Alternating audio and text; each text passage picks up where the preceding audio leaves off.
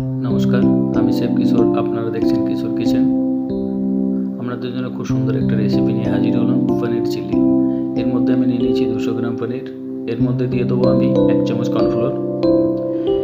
এরপরে দিয়ে দেবো আমি এর মধ্যে 1 চামচ ময়দা। এর মধ্যে দিয়ে দেবো আমি সামান্য একটু লাল লঙ্কার গুঁড়ো। এরপরে এটাকে আমি ভালো করে মাখিয়ে নেব। খুব সুন্দর করে মাখিয়ে নিতে হবে। মাথায় রাখতে হবে যাতে পনিরের টুকরোগুলো ভেঙে না যায়।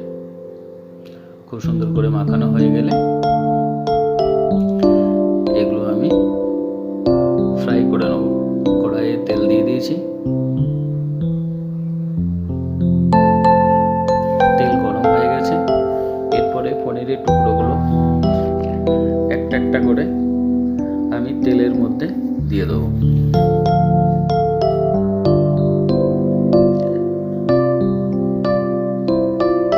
পনিরের টুকরোগুলো আমি একটা একটা করে তেলের মধ্যে দিয়ে দিয়েছি।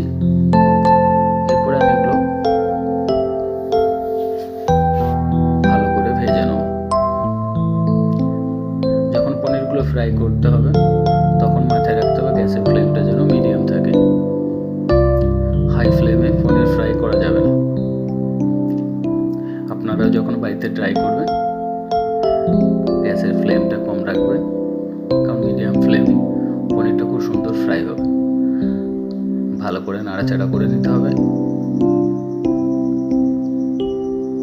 যাতে পনিরের টুকরোগুলো ফ্রাই হয়ে যায় ভালো আর ভেঙে না যায়। ততক্ষণ অবধি ভাজতে হবে যতক্ষণ অবধি কালারটা চেঞ্জ না হয়। একটা ব্রাউন কালার যতক্ষণ না অবধি আসবে ভালো করে ভেজে নিতে হবে। খুব সুন্দর কালারও চলে এসছে। এরপরে আমি পনিরগুলোকে তুলে নেব।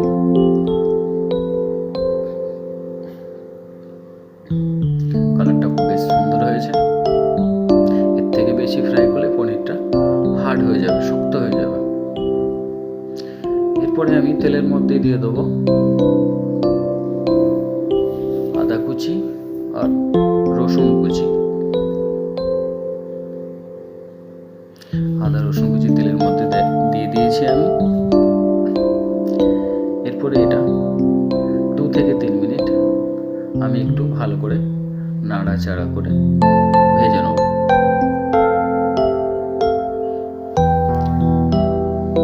2 থেকে 3 মিনিট নাড়াচাড়া করে ভেজে নেব। ভালো ভাজা হয়ে যাবে। যদি এটা কাঁচা থেকে যায় তাহলে আদা রসুনের একটা গন্ধ উঠবে, তাই এটা ভালো করে ভেজে নিতে হবে। দেখুন কালারটা চেঞ্জ হয়ে গেছে। এরপরে আমি দিয়ে দেবো পেঁয়াজের পাপড়ি।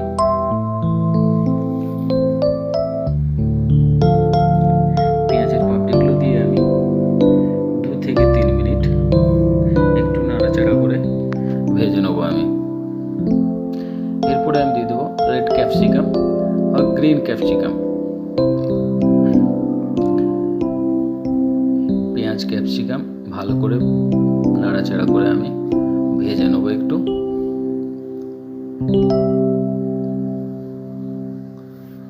দু 3 মিনিট ভাজলে খুব সুন্দর করে ভাজা হয়ে যাবে। এরপরে আমি নিয়ে নেব 1/2 চামচ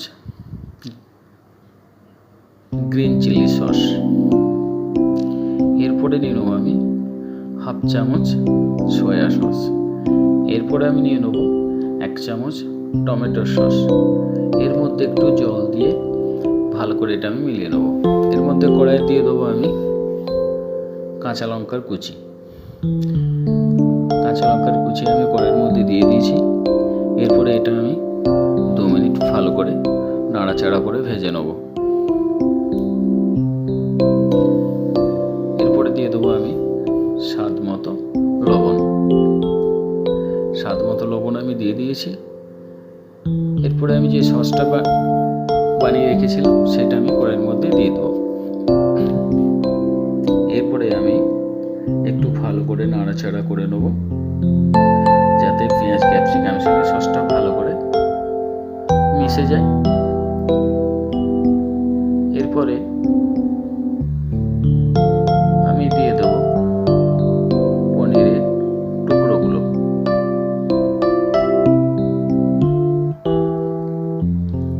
এই পনিরের টুকরোগুলো আমি ভেজে রেখেছিলাম। দেখুন পেঁয়াজ ক্যাপসিকাম গুলো ভালো করে ভাজা হয়ে গেছে আর ওরা জল ছেড়ে দিয়েছে। এরপরে আমি আধ কাপ জলে 1 চামচ কর্নফ্লোর ভালো করে গুলে নেব। দেখুন সুন্দর করে এটা গুলে নেওয়া হয়েছে। এরপরে আমি গ্রেভির মধ্যে দিয়ে দেবো পনিরের টুকরোগুলো। একটু ভালো করে নাড়াচাড়া করে দিতে হবে। 2 মিনিট ভালো করে নাড়াচাড়া করার পরে এরপরে আমি দিয়ে দেবো এর মধ্যে যে কর্নফ্লোরটা আমি গুলে রেখেছিলাম। কর্নফ্লোর দেওয়া হয়ে গেছে। এরপরে এটা একটু ভালো করে নাড়াচাড়া করে নিতে হবে যাতে একটা ফুটে আসে, যাতে কর্নফ্লোরটা গ্রেভির মধ্যে মিক্স হয়ে যায়। দেখুন খুব সুন্দর একটা কালার এসছে, দেখতেও ভালো লাগছে, খেতেও ভালো হবে। আপনারা যখন বাড়িতে ট্রাই করবেন এই রেসিপিটা ফলো করবেন, খেতেও বেশ হবে বা দেখতেও খুব সুন্দর হয়েছে, কালারটাও ভালো লাগছে। আজকে ছিল এই রেসিপি চিলি পনির। এরপরে উপর থেকে আমি দিয়ে দেবো সামান্য একটু ধনে কুচির পাতা। আপনারা যখন বাড়িতে ট্রাই করবেন ঠিক এই প্রসেসেই করবেন, আশা করি আপনাদের ভালো লাগবে। আর আপনি যদি আমার চ্যানেলে নতুন হয়ে থাকেন তাহলে সাবস্ক্রাইব করতে ভুলবেন না। Like, comment, share. আপনারা লাইক করবেন, কমেন্ট করবেন, শেয়ার করবেন, সাবস্ক্রাইব তো করতেই হবে।